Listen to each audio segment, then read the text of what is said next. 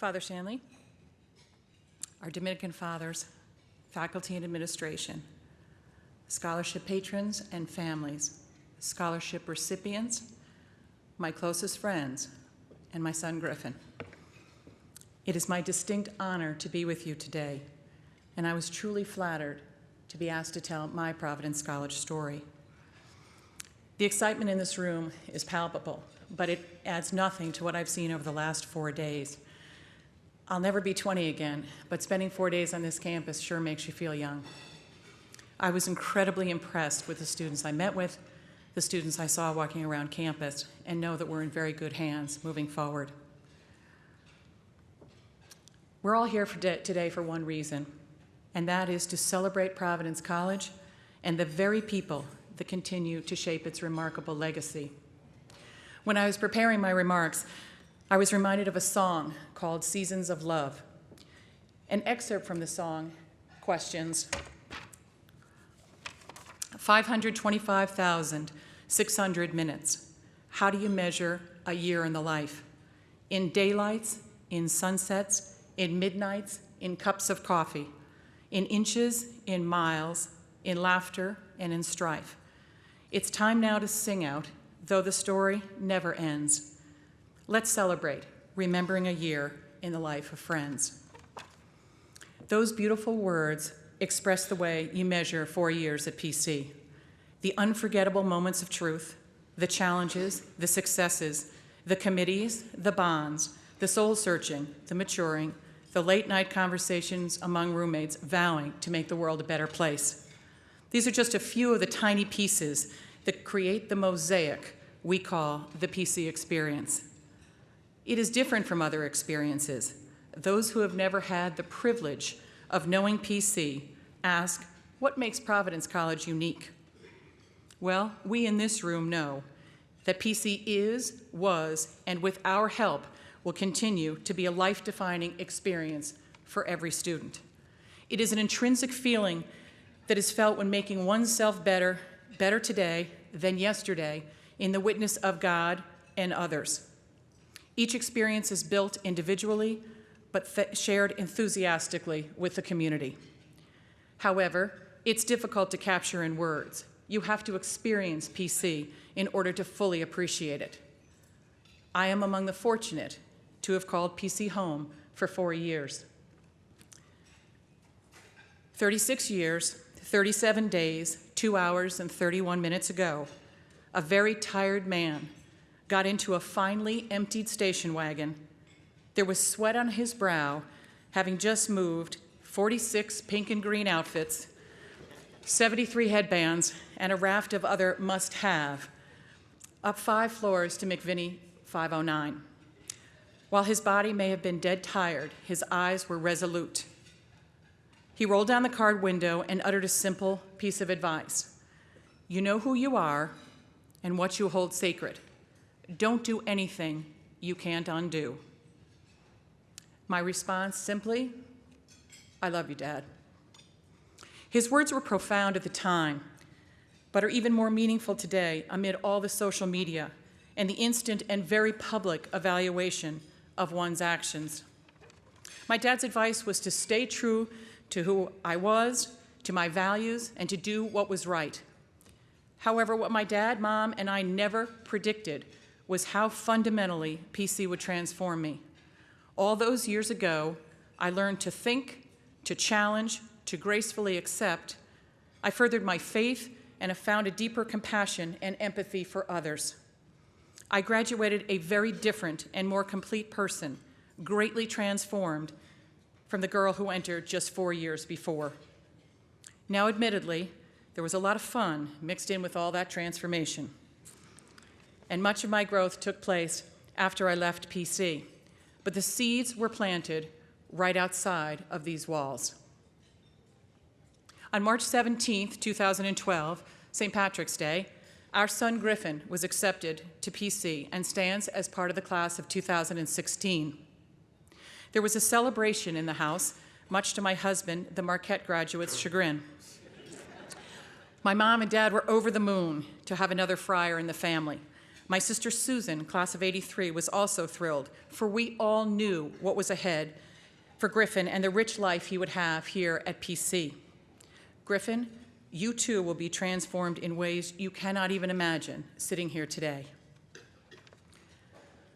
As I reminisced about my PC experience, I have a special place in my heart for Dr. Eakin, whose distribution analysis class happened to coincide with my daily social time at Alumni CAF. I frequently analyze very complex supply chain patterns at IBM, and I often kick myself knowing I should have had and made better choices and spent more time in a very smart man's class. I still smile when I think of Father McBrien, the Dean of Students, who saw potential in me and pushed me to stay focused on what I could become. I hope I have made him proud. I am so grateful for Father Morris, who challenged a group of us to be leaders for those who doubted that the campus would ever return to the beautiful place it was after the tragic fire our sophomore year. He challenged us to take a risk, even when it was really scary. For Father Duffy, who made himself available regardless of the hour of the day, he taught us how to listen. For Father Ertl, who is with us here today, a bunch of us were good friends with his niece Nadine, and he taught us, well, that priests can be friends, as well as spiritual advisors and professors. And for Father Peterson, whose carefully chosen words always brought us comfort. And I'm especially grateful for my classmate Brian, whom I always thought was so nice, who is now addressed as Father Shanley. The influence of Dr. Eakin, his colleagues, the Dominicans, and countless others will be ever present on this campus due to the recipients of their scholarships. It warms my heart to know that their legacies will be continued so that all future PC students will know them and be as greatly influenced by them as we have all been. I'm blessed with some very close friends that PC brought to me, and they remain my closest to this day. Seasons come and go, and we don't see each other as often as we'd like, but when we were together, it is always memorable. And we are in need of support, and there have been some very dark and difficult times over the 30-plus years. There is never a question. We all do what we can to comfort and support each other. Interestingly, of the 35 or so of us who remain a tightly knit group, 28 of us have legacies at PC. Our deep friendships are the result of inextricable bonds that were made while at PC. Providence encourages independence to make your friends, not your parents' friends, not your coach's friends, not your town's friends, but truly they are your friends selected by you. For the first time, you are building your life by yourself, becoming who you want to be, and not a person someone else wants you to be. This is a very, very powerful time in your lives. PC gives you the tools to build who you want to be, and the love and the unconditional acceptance to celebrate who you become. My son came home last weekend with his new great buddy named Austin. They were remarking with great concern that they had recently become friends with a guy who might have to leave PC after this semester. After receiving a scholarship, his family exercised their means, which included 401ks, savings, loans, and they could not cover the remaining cost to make the PC experience one that they could offer for their son. Hearing this, I was so grateful to those who believe that even the smallest amount of money helps, and they donate to the Angel Fund, the Torch Scholar Awards, and the PC Fund. These scholarships help fund and put happy endings on so many of these difficult stories, and I pray that his too will be a happy ending. There are many endowed scholarships in the names of those who had fundamental impact on PC and have helped shape the lives of so many students. However, I know two of these stories personally, and I'd like to mention them here today. The Trudy Allegero Scholarship. Trudy was taken from us far, far too early 11 years ago. Beautiful describes her on so many levels. Her Audrey Hepburn look and her radiant smile are so visible still to this day in my mind's eye. Her brothers, and hopefully next year her niece, who could be called Mini Trudy, as well as all the deserving recipients of her scholarship, will be carrying her legacy forward, and in this way, Trudy will continue her remarkable influence on PC.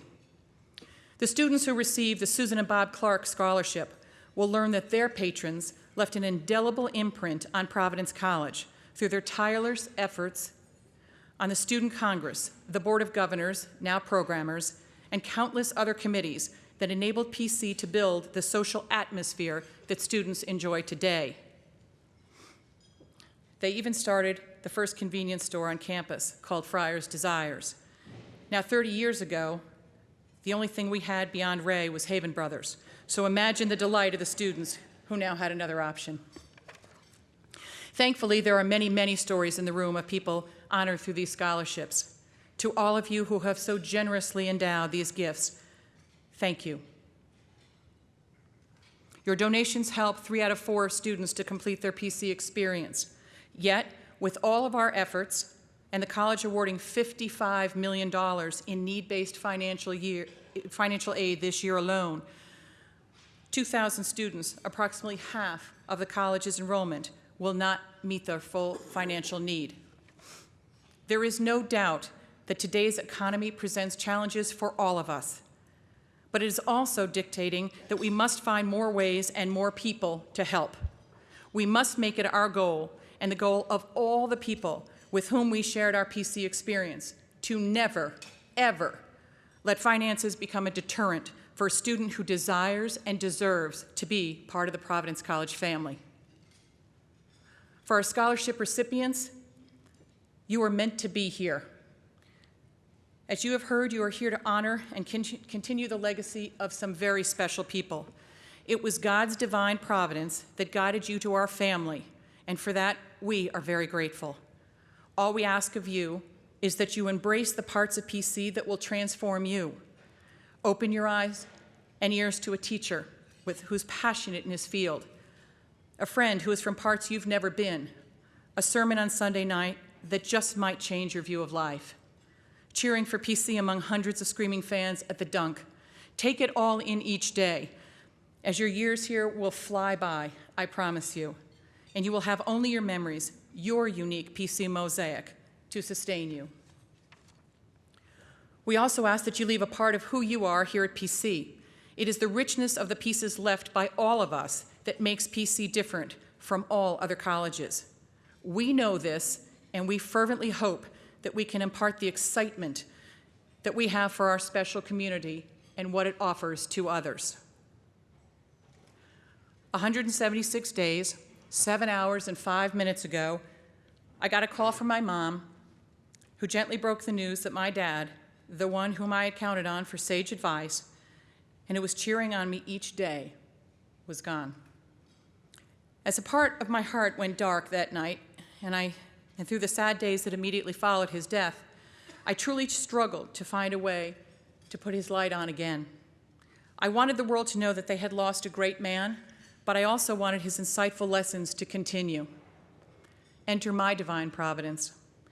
Bob Ferreira and Maureen Donahue from Alumni Giving had come to my office the day before, and we discussed how I would continue to give back to PC.